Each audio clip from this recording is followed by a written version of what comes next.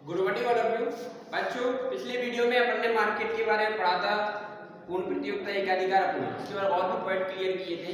आज इसके बारे में पढ़ेंगे और आज इसको चैप्टर को फिनिश भी करेंगे अपन, जो इसमें इंपॉर्टेंट है, ठीक है ना। तो देखिए अपन सबसे पहले पूर्ण प्रतियोगिता पर चर्चा करेंगे कि पूर्ण प्रतियोगिता क्या होती है। आप page number 168 chapter number 13 class 12 13 part 3 market वाला चैप्टर निकाल लें, पेज नंबर 168। पूर्ण प्रतियोगिता की वह स्थिति है जिसमें कोई भी क्रेता या विक्रेता व्यक्तिगत रूप से बाजार के मूल्य को प्रभावित करने में स्थिति में नहीं होता, क्योंकि जो पूर्ण प्रतियोगिता की स्थिति है वो एक वास्तविक कल्पना मात्र है जो बाजार में नहीं पाई जाती है। नंबर एक, इसकी विशेषताएं मैं आपको बताऊंगा, आप उनको अच्छे से याद कर ले, पेपर में जरूर आता है इसमें से कम 15-20 नंबर का। तो देखिए सबसे पहली एक विशेषता है क्रेता विक्रेताओं की अधिक संख्या, यानी बाजार में अगर पूर्ण प्रतियोगिता बाजार है तो उसमें क्रेता और विक्रेताओं की अधिक संख्या होगी। दूसरा है समरूप वस्तुएं। आपने भी देखा होगा बच्चों कि क्या हमारे बाजार में सभी वस्तुएं एक समान होती हैं? जी नहीं, तो यह एक कल्पना मात्र है। दूसरी विशेषता हुई क्रेता विक्रेता अधिक समरूप वस्तुएं। नंबर 3, तीसरा आता है फर्मों का स्वतंत्र प्रवेश तथा बहिर्गमन। कोई भी फर्म आसानी से मार्केट में आ सकती है और आसानी से बाहर जा सकती है। स्वतंत्र प्रवेश, वास्तव में कोई भी फर्म स्वतंत्रता का प्रवेश नहीं होता है, इसमें कुछ कानूनन कार्रवाई होती है जो हमें लीगल करना पड़ती है। दूसरा है बाजार का पूर्ण ज्ञान। हम भी जानते हैं बच्चों सभी क्रेताओं को बाजार का पूर्ण ज्ञान नहीं होता है, ठीक है ना, इसलिए यह एक कल्पना मात्र। ये किसके बारे में पढ़ रहे हैं? पूर्ण प्रतियोगिता। आगे और भी हेडिंग है, उत्पत्ति के साधनों की पूर्ण गतिशीलता। बहुत से ऐसे साधन होते हैं जो गतिशील नहीं भी होते हैं। जो उत्पत्ति के साधन होते हैं सभी साधन गतिशील होना संभव नहीं है। अगला है यातायात लागत ना होना। आप भी जानते हैं मार्केट में कभी ऐसा होता है कि जो यातायात लागत शून्य हो। भाई मार्केट में वस्तुओं को लाने ले जाने के लिए यातायात साधनों को भुगतान करना ही पड़ता है, तो ये सब कल्पना मात्र है।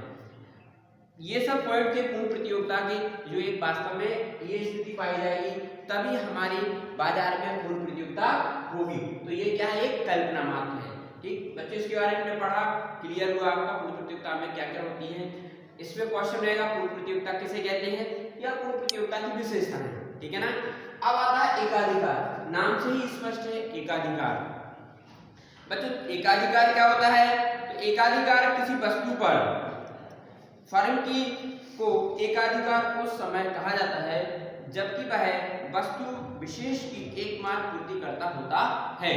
मतलब कहने का तात्पर्य यह है कि संपूर्ण बाजार पर एक फर्म के द्वारा उत्पादित वस्तु का पूरे बाजार में विक्रय होना और उसके ऑप्शन में या प्रतिस्थापन में दूसरी वस्तु का ऑप्शन ना होना।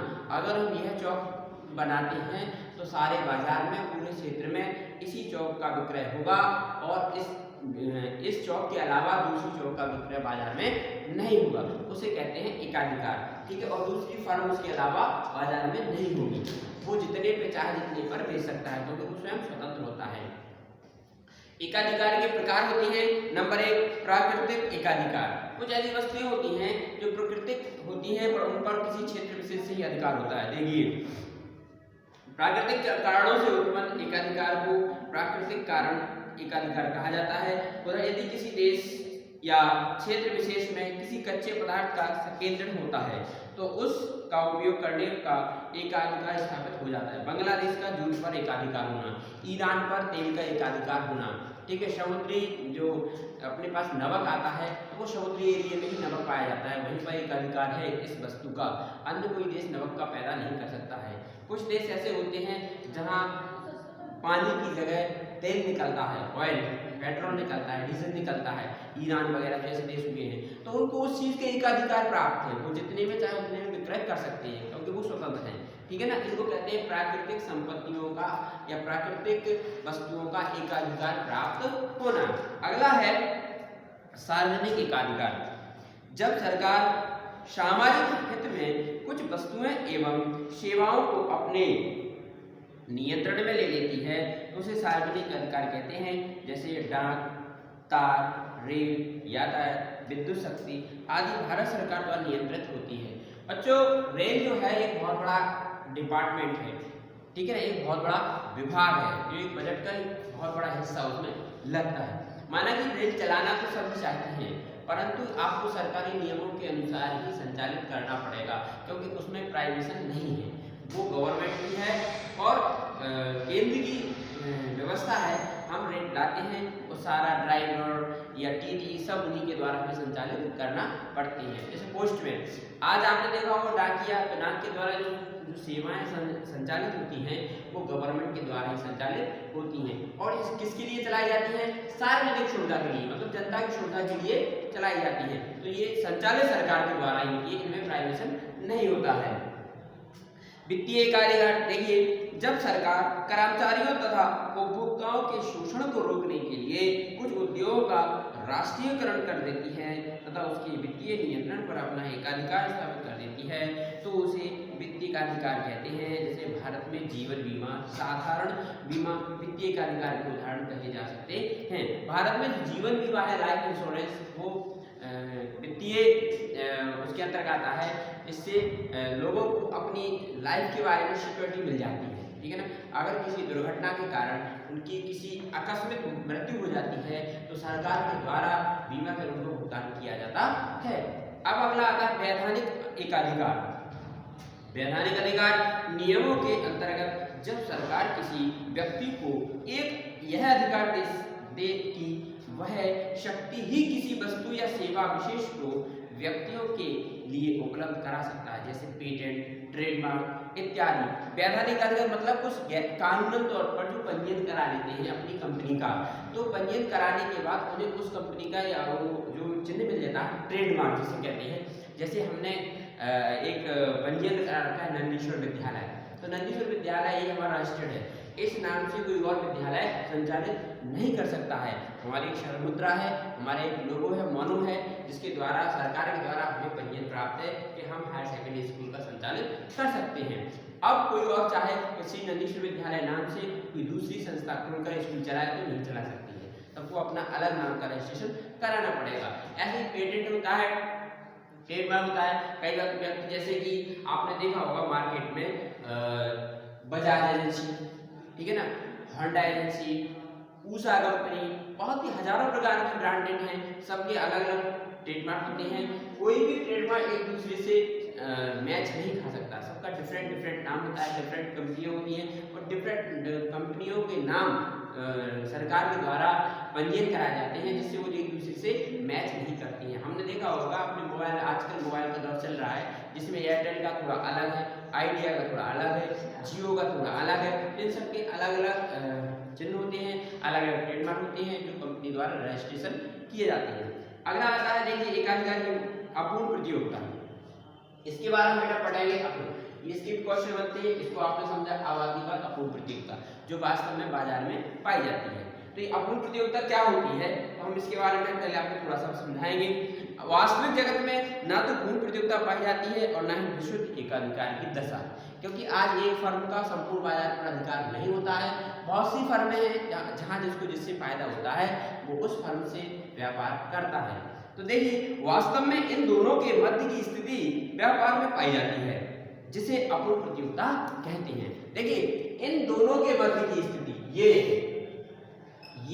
और ये, इन दोनों की स्थिति अपूर्ण प्रतियोगिता कहलाती है, ठीक है ना तो बाजार में पूर्ण प्रतियोगिता पाई जाती है और ना ही बाजार में एकाधिकार प्रतियोगिता पाई जाती है।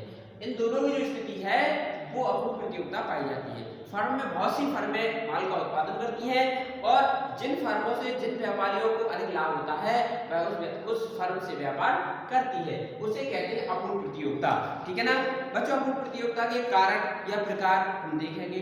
क्रेता और विक्रेताओं की संख्या कम होना। देखिए, यहाँ पर क्रेता और विक्रेताओं की संख्या कम होती है, ठीक है। इसकी अपोजिट क्रेता विक्रेता संख्या क्या होती है, अधिक। आप इसको अच्छे से याद कर रहे हैं, जिसमें अधिक होती है वो पूर्ण प्रतियोगिता, जिसमें कम होती है वो अपूर्ण प्रतियोगिता हो गया। बाजार का पूर्ण ज्ञान नहीं होना, ठीक है ना, किसमें अपूर्ण प्रतियोगिता का। बाजार का पूर्ण ज्ञान, पूर्ण प्रतियोगिता। आप बहुत आसानी से याद कर सकते हैं, मेरे साथ याद करते चलें। और दूसरा दिया है वस्तु इकाइयों में अंतर, वस्तु एक समान होना, वस्तु इकाइयों में अंतर होना। तो वस्तु और इकाइयों में अंतर होना, अपूर्ण प्रतियोगिता, ठीक है ना। अगला है आपको क्रेताओं की सुस्ती या अगतिशीलता, ऊंचा यातायात व्यय। इसमें उसमें देखो यातायात व्यय होता ही नहीं है, परंतु इसमें यातायात व्यय ऊंचा होता है, जो वास्तव में आज हमारा पाया जाता है। ये कुछ पॉइंट अपूर्ण प्रतियोगिता में है, आपको संभवतः समझ में आ गए होंगे तीनों हेडिंग। अगर ये तीनों हेडिंग आपको समझ में आ गई तो आप इनमें दोनों में अंतर आसानी से कर सकते हो। तो बच्चों आज आपने देखा पूर्ण प्रतियोगिता, अपूर्ण प्रतियोगिता, इन दोनों में अंतर देखेंगे अपन। तो अपूर्ण प्रतियोगिता थोड़ा सा चर्चा करेंगे अपन, मैं पहले इन तीनों को समझाऊंगा, इसके बाद थोड़ा सा मटेरियल ले जाएगा वो आपको अगले वीडियो में समझा दूंगा। पूर्ण प्रतियोगिता और अपूर्ण प्रतियोगिता बहुत इंपॉर्टेंट है, इन दोनों में अंतर करना, तो मैं आपको समझाता हूँ। क्रेता एवं विक्रेताओं की संख्या अधिक होती है और क्रेता और विक्रेताओं की संख्या सीमित होती है, दोनों याद रखो, इसमें अधिक होती है, इसमें सीमित होती है। उत्पादक समरूप होती है, वस्तु जो है समरूप मतलब एक समान, कहीं पर भी आपको विक्रय अलग डिफरेंट कलर की वस्तु नहीं मिलेगी, एक समान वस्तु होगी। और इसमें वस्तुओं क्या रहता है, विभेद रहता है, भिन्न भिन्न प्रकार की होती है वस्तुएं। फर्म उद्योग में प्रवेश बहिर्गमन स्वतंत्र होता है और इसमें बाहर प्रवेश कठिन होता है। इसमें स्वतंत्रता से प्रवेश कर सकते हैं पर इसमें कठिन होता है, क्योंकि बहुत से नियम और वैधानिक कार्रवाई हमें करना पड़ती है। ये आपका बेटा अगला है, क्रेता एवं विक्रेताओं का बाजार पूर्ण ज्ञान होता है। इसमें क्रेता और विक्रेताओं का बाजार का पूर्ण ज्ञान होता है, इसमें क्रेता और विक्रेताओं का बाजार का पूर्ण ज्ञान नहीं होता है। अगला और नेक्स्ट आता है, यह एक काल्पनिक दशा है, यह एक वास्तविक व्यावहारिक दशा है। मैंने आपको बताया ये काल्पनिक मतलब ये वास्तव में नहीं पाई जाती, ये व्यावहारिक दशा है। ये इसके कुछ 5-6 अंतर थे, आप आसानी से याद हो जाएंगे। अब आता है एकाधिकार और दूसरा आता है एकाधिकृत प्रतियोगिता, इसके बारे में चर्चा करेंगे बेटा आप। प्रतियोगिता यानी एकाधिकार में वस्तु का केवल एक विक्रेता होता है। मैंने आपको एकाधिकार समझाया था पहले, इसलिए इनके मैंने अंतर आपको यहाँ पर दिए हुए हैं।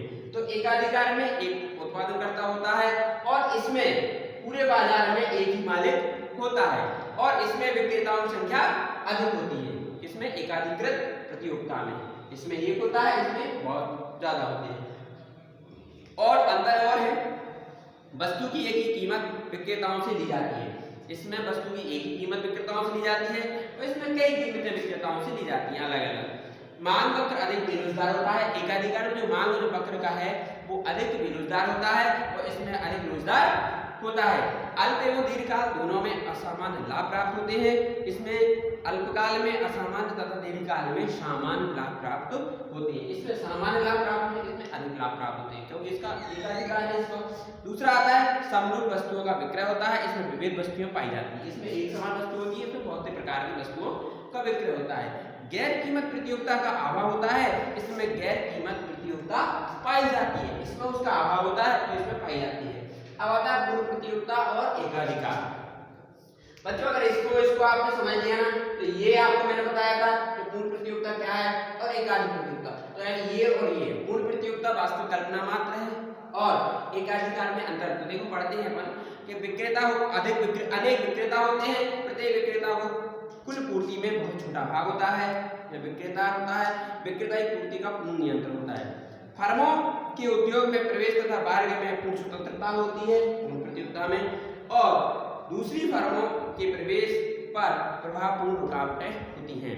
इसके बाद फर्म में कीमत स्वीकार करने वाली होती हैं और एकाधिकार में फर्म तथा उद्योग एक ही होते हैं, अतः फर्में को निर्धारित करने वाली होती हैं। बच्चों समय कम है इसलिए और भी जो दो हेडिंग रह गई हैं हम आगे जो नेक्स्ट वीडियो आएगा मेरा, आप उसमें इनको अच्छे से समझ सकते हैं। तब तक के लिए आप इस चैप्टर को अच्छे से पढ़ते रहें और घर पर नोट्स बनाते रहें। जो भी समस्या आ रही हो इन सारे हेडिंगों में आप विद्यालय आके संबंधित शिक्षक से मिल सकते हैं। पाठ बहुत अच्छा है और घर पे रहें, स्वस्थ रहें, मस्त रहें। जय हिंद।